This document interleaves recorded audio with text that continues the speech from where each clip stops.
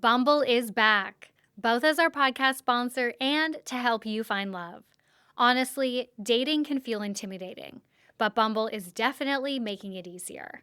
Sometimes all you need is a little bit of guidance or a different perspective, which is exactly why Bumble has launched its new coaching hub. This update offers support and tips from experts, and my friends are loving it so far. For the love of love, give Bumble another shot. Hi, everyone. Welcome to Mini Scroll, the daily internet culture podcast bringing you the biggest stories from social media, the creator economy, and the digital space every Monday through Thursday and sometimes Fridays. I'm your host, Lauren Meisner, the founder of the youth digital media brand, Centennial World.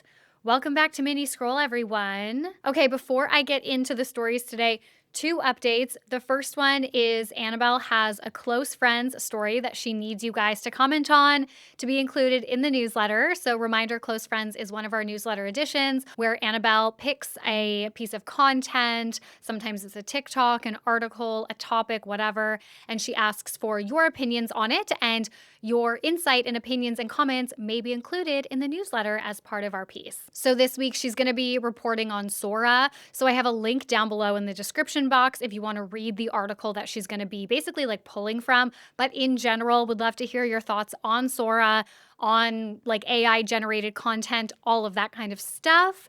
Leave YouTube comments, leave Spotify comments, and you could be included. Annabelle runs Centennial World like a Navy ship. Like, she keeps me in line.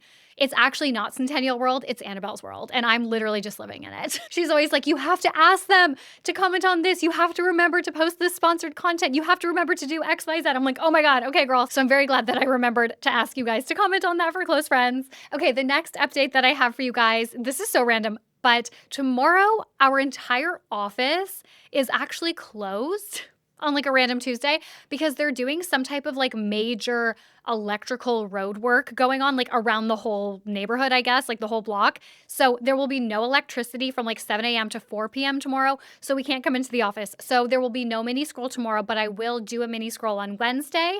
So Wednesday you'll have mini tech with Annabelle, and you'll also have a regular mini scroll with me. Please remember to rate, review, and subscribe. Annabelle also hates when I forget to ask you guys to do that. We're trying to get to 1,000 Spotify star ratings by the end of this year.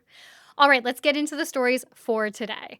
The first story that I have for you guys, this is everywhere, at least all over my For You page, but I'm sure some of you guys have seen it too. A DoorDasher has taken to TikTok to accuse a customer of sexual assault, and the entire story has blown up, and she has seemingly lost her job over it. So social media creator Livy Rose Henderson, known on TikTok as IRL Monster High Doll, has accused DoorDash of deactivating her account just days after she reported being sexually assaulted while on the job. Livy was a delivery driver based in New York, and she said the incident took place on October 12th after she arrived at a customer's home to drop off an order. The details of the order drop-off are kind of confusing because she has removed at least the initial video, like the very first video she posted, and presumably some other videos as well. There's a lot of hearsay going on, which I think actually has contributed to the mass amount of misinformation, which I will get to around this whole story. But essentially, many people online claim that in her original video, she said that the customer requested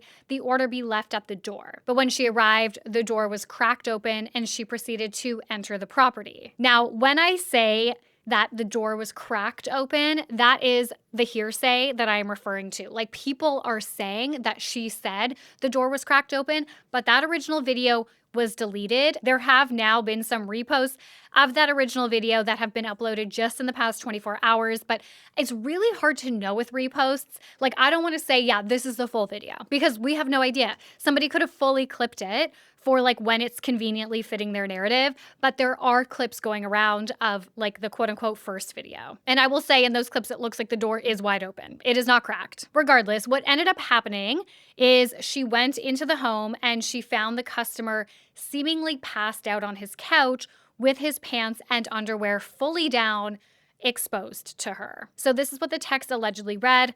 A man named Austin orders DoorDash, selects the option to have order left at door, sees his DoorDasher, me, has a female name. quote unquote, falls asleep on the couch with his pants and underwear to his ankles and his front door wide open in 59 degrees Fahrenheit. So this is what I see when I have to leave the order. And when I say this is what I see when I have to leave the order, it is her filming herself going up to, his door, seeing him, filming him, like, quote unquote, sleeping and naked, basically, from the waist down, and then walking away. So she filmed him and she uploaded that to TikTok. After she reported the incident to DoorDash, she says 2 days later, DoorDash suddenly deactivated her account with no explanation.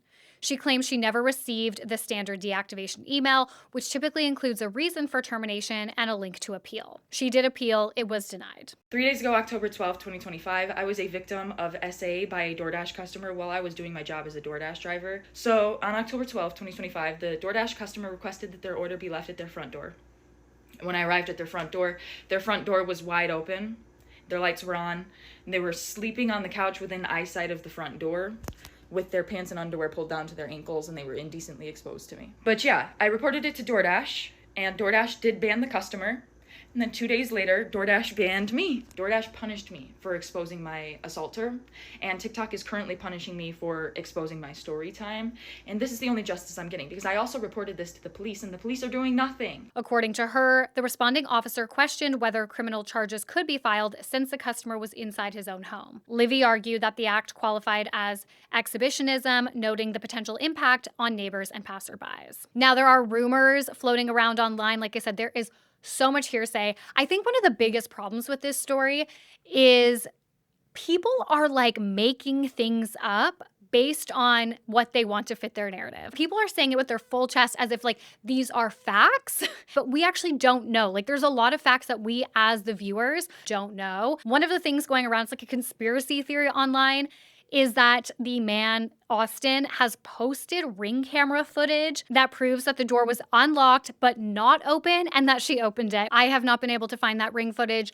If you look at any of the comment sections of people talking about this, everyone's like, where's the Ring camera footage then? Like, where is it? If you say you've seen it, where is it? Show it to me. Now, DoorDash has responded to the whole situation. They wrote on TikTok, "We've seen some tough and sensitive posts over the past few days, and we want to clear the air. No one should ever have to experience sexual assault, harassment, or abuse, and DoorDash never deactivates someone for reporting it, full stop. We take these reports incredibly seriously and work closely with law enforcement to investigate and support those affected. In this case, the Dasher let us know about an experience that made them feel unsafe. And that's exactly what we always want Dashers to do. Our team immediately began investigating and has been in direct contact with law enforcement and is prepared to fully support any of their efforts. However, posting a video of a customer in their home and disclosing their personal details publicly is a clear violation of our policies. That is the sole reason that this Dasher's account was deactivated, along with the customers, while we investigated. We've also ensured that the Dasher has full access to their earnings.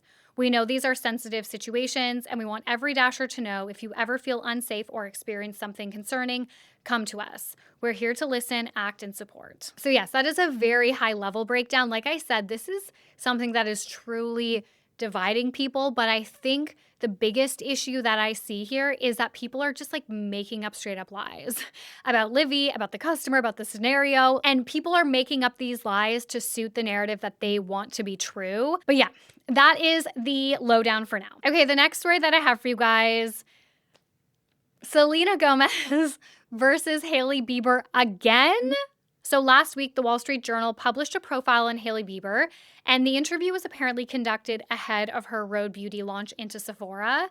So the journalist asked Hailey about comparisons between Rhode and Selena Gomez's brand, Rare Beauty, which has been available at Sephora for a lot longer. She said, quote, "It's always annoying being pitted against other people.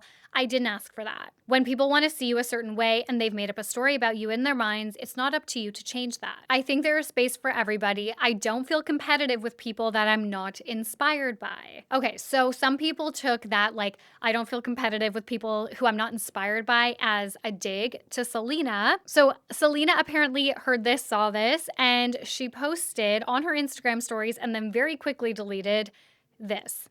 "Just leave the girl alone. She can say whatever she wants. Doesn't affect my life whatsoever. It's just about relevance and intelligence. Be kind. All brands inspire me. There is room for everyone, and hopefully we can all stop. So I think that's Selena talking to the media, but also to her fans, because people were like pretty up in arms when that statement came out from Hailey. As I'm sure Selena's fans were going nuts. And so she's basically saying, like, just leave her alone, like, whatever. She can say what she wants. I don't know, saying it's just about relevance, not intelligence is a bit shady too. But then I guess you could say Hailey's statement was shady. Anyways, all of this is like kind of insane because, like, why the fuck did the journalist ask Hailey that? I know that asking Hailey and Selena about each other is like buzzy for pop culture. I get that it is going to get you eyeballs. I mean, this profile now has so much more earned media because they asked her that and because she made a statement like that. But the fact that we are so focused still on this, like, quote unquote feud between these two women in the public eye, it's so archaic. It's so sad. Like, Hailey had so many other things to talk about in that profile, and they did. But, like, so many other, like, amazing, interesting things to talk about in that profile. I fear we are getting to, like, Angelina Jolie, Jennifer Aniston territory with these two women, where they are going to be linked in the media as feuding for, like, literally decades to come. It's so stupid. They're both married now. Like, Selena just got married to someone else. And I agree that they both kind of fan these flames a bit, but, like, we just need to, like, let it go. Everybody just needs to fucking let it go. Come on, let it go. Hailey has a baby. Like, what is going on? I can't. Okay, the last story that I have for you guys, I promise Wednesdays will be a good episode. There were a lot of stories that we had to choose between. So I promise I will have, like, some good meaty stories for you for Wednesday. But I wanted to touch on this story because I've never talked about this creator before.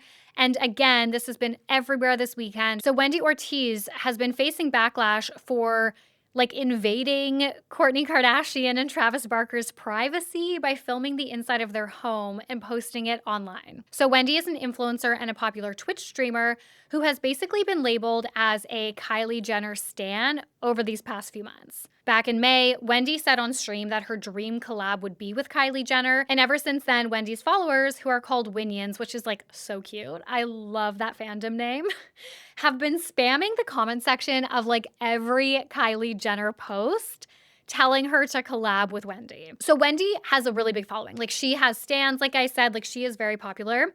So this weekend, Kylie celebrated the King Kylie collection revival, as we know. She had a big party, and Alabama Barker, daughter of Travis Barker, stepdaughter of Kourtney Kardashian, and then I guess, like, step niece of Kylie Jenner, Alabama and Wendy went to this together. It's unclear if Wendy was invited on her own or as Alabama's plus one, but Wendy did post back in June that she got, like, a mysterious text that left her speechless while she was on stream, and everyone thought, at least at the time, that it was Kylie Jenner or someone from Kylie's team texting her. So it could have been an invite to this party. You know what? I take that back because there is no way, as somebody who goes to brand events all the time, there is no way that you are getting invited to an event in June that is happening in October. So, you know what? Never mind. Wendy got ready for Kylie's party at Alabama's house, aka Kourtney Kardashian and Travis Barker's house.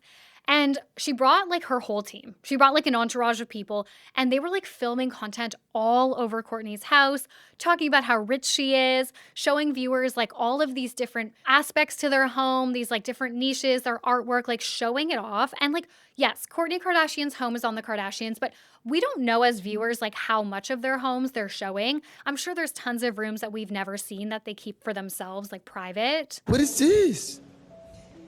A biocharger? Wow. What they doing in here? Wait, these books are worth like $40,000. Careful. And the home is the backdrop of the show, right? They're not going around being like, look at how expensive this art is. And people in the comment section of these videos, I think it was a live, but they're, like, reposted on TikTok, are like, guys, this is so inappropriate. This is such an invasion of privacy. This is so dangerous. We know that wealthy people, and I'm sure the Kardashians, are big targets. And yeah, like, regardless of how you feel about the Kardashians and them hoarding wealth and all of that, this is just, like, inappropriate and not okay. And then the other camp of people were, like, showing an overwhelming amount of love for Alabama for helping Wendy kind of, like, make this dream come true, helping calm her nerves before meeting Kylie. Like, her interactions with Wendy leading up to Kylie was, like, they were very cute. I did see some comments being like, what in the Make-A-Wish Foundation is going on right now? How Alabama was, like, acting with Wendy about meeting Kylie Jenner, but I thought it was cute. Like, if Kylie is her biggest inspo, her like biggest A-list star that she'd be excited to meet, I totally get being super nervous. And I think it's endearing. I don't know anything about Wendy. Okay, if she's super problematic, I apologize. But I think it's really endearing when you see somebody who, is probably interacting with like famous people all the time to an extent, right? Like she's quite famous herself in her own niche of like the internet, Wendy. And so yeah, it's really endearing when you see somebody like that who you feel like has so much more privilege, so much more access to these people and that lifestyle, be really starstruck. That's kind of cool. What's not cool is the weird live stream filming the inside of Courtney and Travis's house. That feels definitely like an invasion of privacy, and I do not like that. It's really inappropriate to post everything on the internet, and it's really damaging. All right, guys. Well, that's it for Mini Scroll today. Thank you so much for listening. I love you guys. Please remember to rate, review, and subscribe. I will not talk to you tomorrow because our office is closed, but I will talk to you on Wednesday, and so will Annabelle. Okay, bye.